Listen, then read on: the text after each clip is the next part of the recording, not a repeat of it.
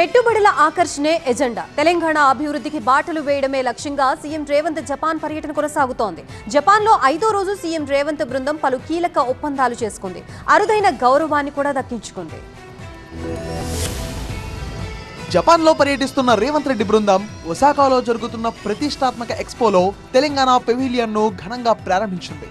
భారత పెవిలియన్లో ప్రత్యేకంగా ఏర్పాటు చేసిన తెలంగాణ జోన్ను సీఎం రేవంత్ రెడ్డి, ఐటీ పరిశ్రమల శాఖ మంత్రి శ్రీధర్ బాబు ప్రారంభించారు.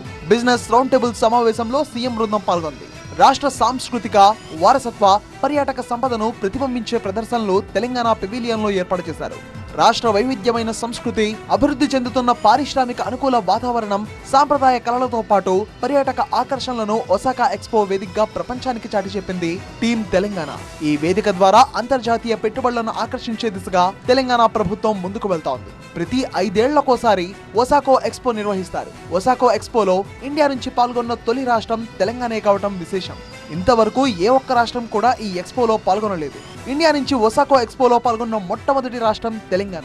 ఈ వేదిక ద్వారా పలు కీలక ఒప్పందాలకు అడుగులు వేస్తోంది రేవంత్ రెడ్డి సర్కార్. ఒసాకా ఛాంబర్స్ ఆఫ్ కామర్స్ ను రాష్ట్రానికి ఆహ్వానించారు సీఎం రేవంత్ రెడ్డి. తెలంగాణలో పెట్టుబడి పెట్టండి, భవిష్యత్తును కలిసి నిర్మిద్దాం అంటూ జపాన్ పారిశ్రామికవేత్తలకు పిలుపునిచ్చారు. ఫ్యూచర్ సిటీ అభివృద్ధిలో మారువేని భాగస్వామ్యం కానుంది. ఇండియాలోనే తొలి నెట్ జీరో ఇండస్ట్రియల్ సిటీని తెలంగాణలో 30,000 ఎకరాల్లో నిర్మించేలా కసరత్తు జరుగుతోంది.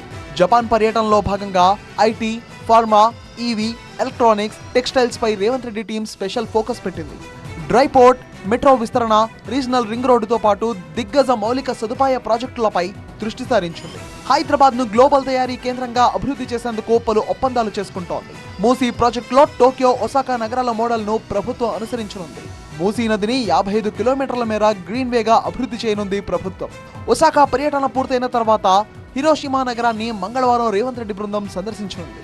అణుబాంబుల దాడితో ధ్వంసమైన హిరోషిమా నగరం మళ్లీ ఎలా అభివృద్ధి చెందింది అనే దానిపై రేవంత్ రెడ్డి టీం అధ్యయనం చేయనుంది.